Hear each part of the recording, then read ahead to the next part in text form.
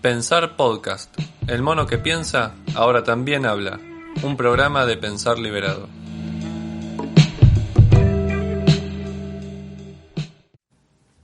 Hola a todos, ¿cómo están? Soy Cristian Giambrone y esto es Pensar Podcast.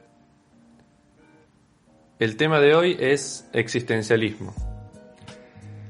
Es un poco complejo el tema porque parece que se ha abusado muchísimo de este vocablo, el existencialismo, y bueno, muchos autores han sostenido que el término ya como que casi no significa nada. El problema es que se han querido tildar o clasificar de existencialistas a muchas y muy variadas escuelas filosóficas. Desde la antigüedad hasta la actualidad, por ejemplo, se ha tildado de existencialistas a los jónicos, los estoicos, los agustinianos, los empiristas, los pragmáticos, y podríamos seguir. El hecho es que, bueno, si limitamos con cierto rigor histórico y dentro de ello, del rigor histórico, ¿no?, a ciertas corrientes o actitudes filosóficas el uso del nombre de existencialismo, tenemos que remontar su origen exclusivamente a Kierkegaard. El otro gran representante de esta filosofía es Jean-Paul Sartre. Kierkegaard, por su parte, vendría a representar el existencialismo cristiano, que se pregunta por la realidad humana considerando al individuo situado ante Dios, y Sartre, que representa el existencialismo ateo, que se interroga la realidad humana considerando al individuo que ha descubierto la nada de su propio ser. Obviamente que ahí está la posibilidad de incluir a otros filósofos, por ejemplo Heidegger, como existencialistas.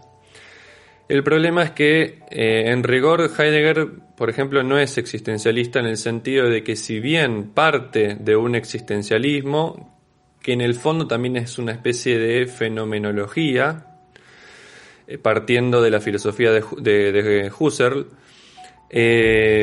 Luego Heidegger intenta desmarcarse del existencialismo para terminar en una especie de ontología, ¿no?, que sería una especie de búsqueda de los fundamentos del ser, considerando al ser no como un ente más entre todos los entes del cual ¿no?, derivar la reflexión de las demás cosas y entes del mundo, sino que el ser sería una especie de realidad radicalmente distinta a lo existente. Entonces, de ahí, en ese sentido, se separa Heidegger del existencialismo. Comienza, obviamente, por ejemplo, su texto de Ser y Tiempo, desde una perspectiva existencialista y fenomenológica, pero la idea es tomar eso como trampolín e ir hacia una especie de ontología, ¿no?, una búsqueda de los fundamentos del ser.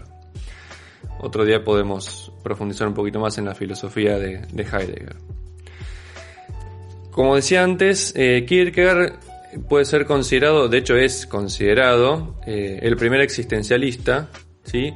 Y hay una frase muy famosa de él que pronuncia hablando en contra de Hegel, donde dice: contra la filosofía especulativa, la filosofía existencial. Ese es el primer registro que se tiene del existencialismo como tal. Para Kierkegaard, el auténtico pensamiento existencial es aquel en el que el sujeto que piensa se incluye a sí mismo en el pensar. O sea que, en algún sentido, renunciar, ¿sí?, o intenta él renunciar al intento de reflejar o pretender reflejar objetivamente la realidad. Esto tiene que ver con la noción de que el pensamiento racional, abstracto y objetivo piensa la realidad como separándose de esa realidad, olvidándose, ¿sí?, como en una especie de esquizofrenia, que el que piensa es también parte de la realidad. Y en última instancia no puede separarse, apartarse, escindirse de esa misma realidad que lo constituye, ¿sí? Por eso mismo, en muchas ocasiones, los críticos del existencialismo tildan a esta corriente filosófica de irracionalismo o de irracional. Sin entrar tanto en detalle en la filosofía de Kierkegaard y Sartre, que también podemos dedicar podcast exclusivamente a la filosofía de cada uno de estos dos filósofos, podemos decir que en general lo primero que hace la filosofía existencial es negarse a reducir su ser humano, su personalidad, a una cosa cualquiera. En filosofía, a la cosa cualquiera la llamamos ente, ¿sí? De ahí viene también la diferencia entre los conceptos de lo ontológico y lo óntico. Lo ontológico es lo que tiene que ver más con el ser y lo óntico es lo que tiene que ver más con el ente, con la cosa, ¿sí? Por ejemplo, una piedra, ¿no? Un mate, un termo que tengo acá, el micrófono, ¿no? El trípode del celular, etc. En ese sentido podemos decir que el ser humano es alguien, ¿sí? Y no algo. O sea, por eso podemos decir el ser humano es alguien y no algo. Y también por eso se diferencia del racionalismo o incluso del cientificismo, porque estos últimos dos, el racionalismo y el cientificismo, muchas veces tienden a pensar objetivando. O sea, tratando a lo que se estudia como una cosa cualquiera, como algo, como un ente, ¿sí? Acá hay que hacer una aclaración que es, bueno, ¿qué tipo de antropología es la antropología existencialista? ¿Sí? Si no quiere pensar objetivando, bueno, ¿cómo es que piensa? Bueno, piensa sosteniendo que el ser humano no puede reducirse, por ejemplo, a un animal racional y tampoco a un animal social, ¿sí? Acá se diferencia incluso también de Aristóteles, fíjense, ¿no? Animal social, zoon, politicón, y también está la cuestión del animal racional que está en Aristóteles, ¿sí? Tampoco puede reducirse a una mera conciencia o a un mero organismo biológico, ¿sí? La antropología existencialista sostiene que el ser humano no es un ente, o no es un mero ente, sino un existente. Específicamente, este existente que es aquí y ahora. En la línea de Sartre podemos decir que el existencialismo rechaza todo esencialismo. Esencialismo entendido como substancia, ¿sí? Es decir, se rechaza la idea de ser humano como algo definible de manera fija, ¿sí?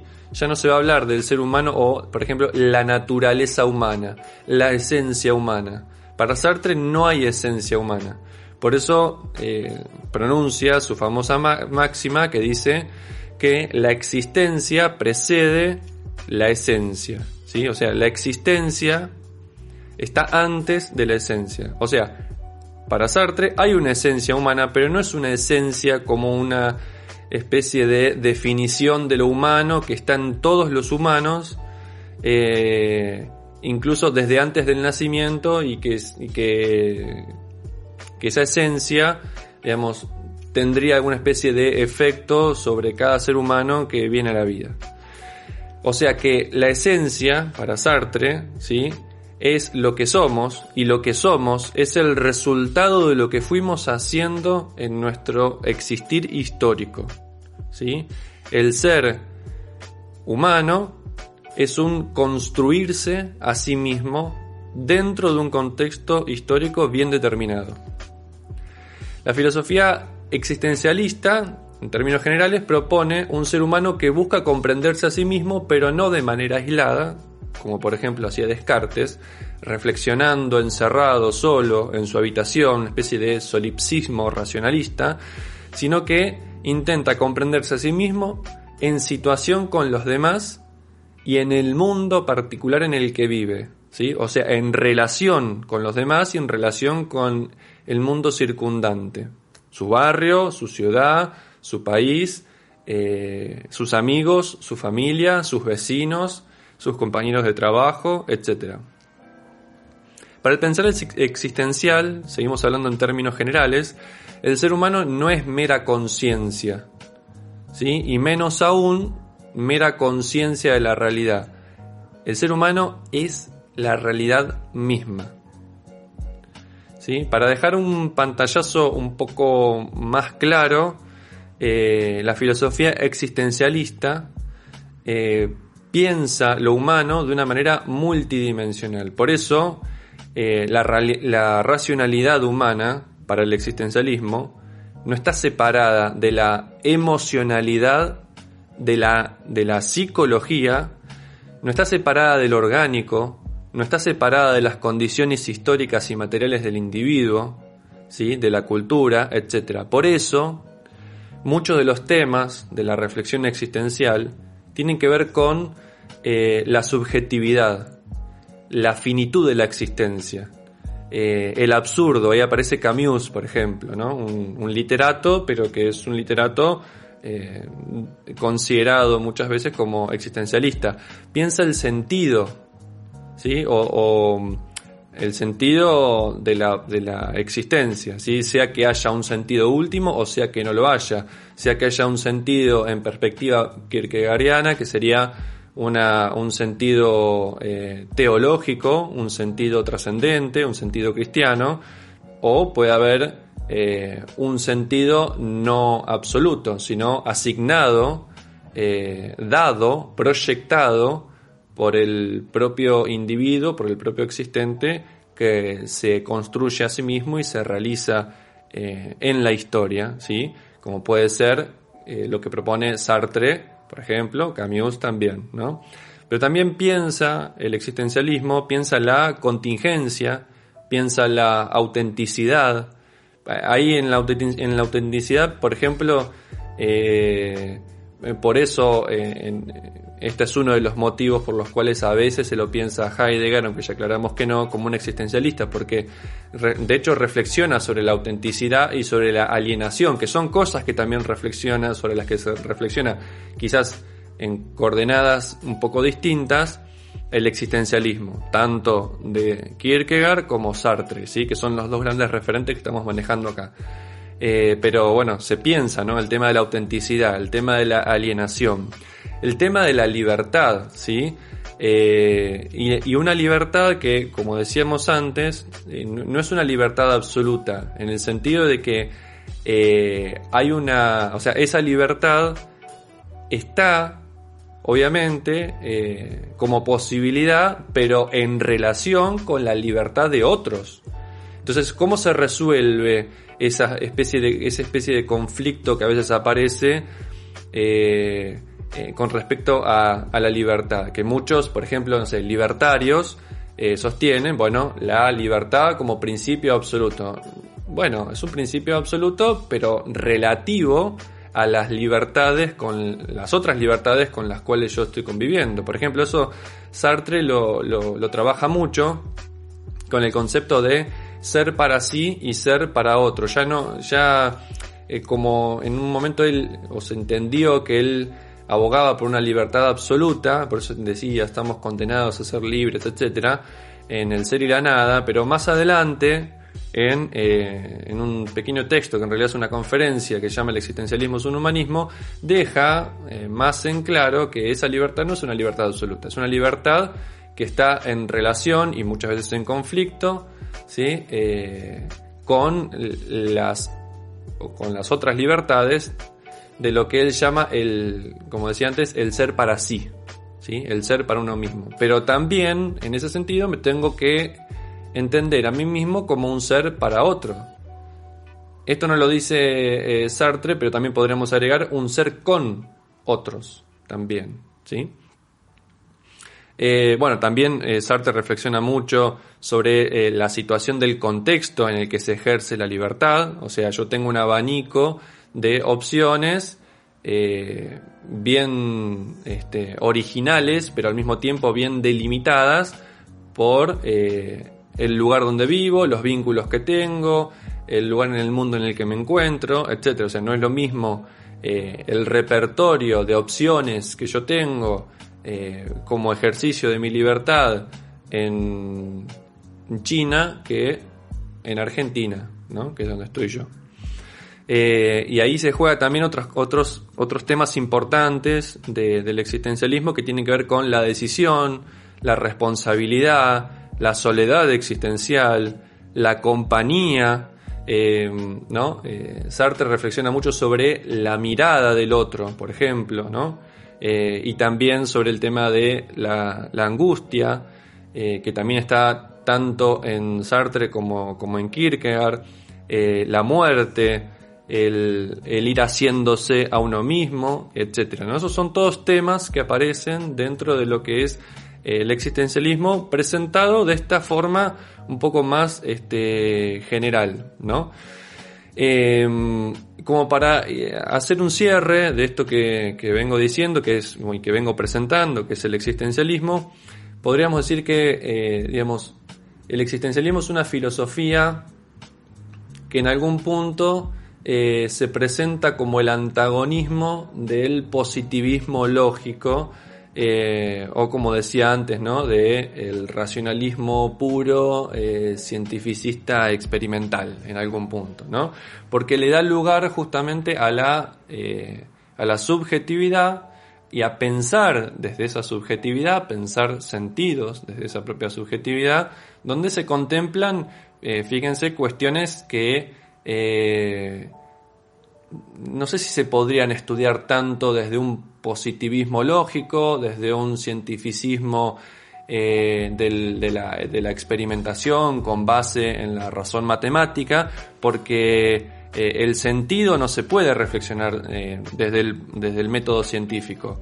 El absurdo, desde el punto de vista existencial, tampoco se puede abordar digamos, ¿no? Desde el método científico. Tampoco la cuestión de la autenticidad, la cuestión de la alienación, la cuestión de la libertad, la cuestión de la decisión, de la responsabilidad. ¿Por qué? Porque el método científico, desde el positivismo lógico, la racionalidad matemática o geométrica, la experimentación y la observación, trata sobre entes, como decíamos antes. Y en este caso, el existencialismo no trata sobre entes, porque la libertad no es un ente, la decisión no es un ente, la responsabilidad no es un ente, la soledad, la angustia, la náusea de Sartre, ¿no? La mirada del otro no es objeto de estudio del método científico como tradicionalmente lo comprendemos. Entonces, en ese sentido, la filosofía existencialista se pelea mucho, entra en mucha riña con esta otra forma de pensar, que es un pensar más abstracto, que piensa objetivando, volviendo ente. Bueno, acá encontramos otra vez, en el anterior podcast yo hablé de estas cuestiones, pero desde otro lugar, desde el lugar de Kant y la teoría científica o el método científico también como una especie de mito, pero dejando en claro cuáles son los límites de reflexión del pensamiento científico y del método científico entendido tradicionalmente, ¿no? Entonces, creo que la filosofía existencial existencialista es una filosofía sumamente necesaria que tiene que ver justamente con nuestra propia existencia o existencialidad o nuestra experiencia de nuestra existencia más profunda, que está dentro de nuestro mundo subjetivo, cosa que no puede captar la ciencia. Entonces digo, yo no niego la ciencia, pero sí hay que ver cuáles son los límites de la ciencia. Obviamente, desde la filosofía existencialista o desde la epistemología existencialista, no voy a construir un transbordador espacial o no voy a diseñar una nueva computadora, no voy a diseñar, digamos, la ¿no? La técnica, la tecnología, pero sí me sirve la filosofía existencialista para pensarme a mí mismo como un ser con emociones, con experiencias, con deseos, con anhelos, con sufrimientos, con experiencias de sinsentido, de vacío o de compañía o de soledad o un ser en relación, cosa que no me puede dar la ciencia, ¿no? Entonces está bueno hacer una especie de puesta en balance. Bueno, ¿qué quiero pensar? Bueno, quiero pensar sobre mi existencia, vamos al existencialismo. Quiero pensar sobre soluciones técnicas o tecnológicas a determinadas problemáticas de cuestión práctica. o de cuestión instrumental, bueno, vamos al pensamiento científico, o al positivismo lógico, etcétera, ¿no? O al racionalismo y demás. Entonces, creo que la filosofía existencialista tiene este valor, ¿sí? Tomar dimensiones de lo que somos que no aborda el pensamiento científico, muchas veces devenido en una especie de creencia cientificista de progreso que termina transformándonos a nosotros en cosa o en mercancía inclusive también, ¿no? Bueno, espero que les haya gustado este podcast, que también, como digo siempre, les haya dejado cosas en qué pensar y en qué reflexionar, y nos encontramos en el próximo tema. Les mando un abrazo y que estén todos muy bien.